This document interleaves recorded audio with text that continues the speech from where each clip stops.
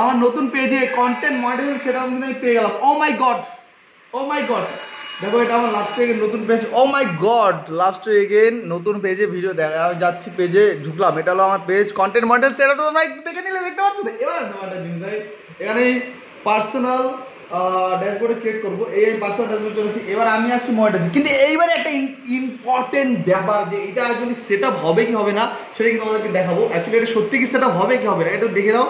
O my god, actually এটা খুশি পছন্দ আমি দুজনেই দেখা যাক সেট হয় কিনা।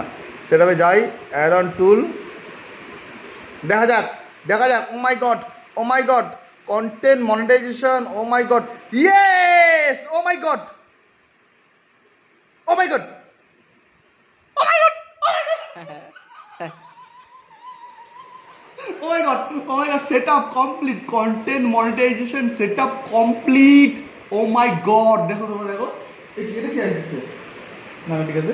তো এখন বলছে আমাকে set up pay out account, মানে এটা অনেকেই আগে পে আউট অ্যাকাউন্টটা সেট আপ করে ফেলে, কিন্তু সেটা না করলেও হবে। বাট তোমরা দেখো এখানে set up pay out account এখন আমি চাইলে সেট করতে পারি, না চাইলেও করতে পারি, কোনো অসুবিধা নেই। বাট আমার যখন $100 হবে তখন আমি এটা সেট করলে আশা করি ভালো হবে।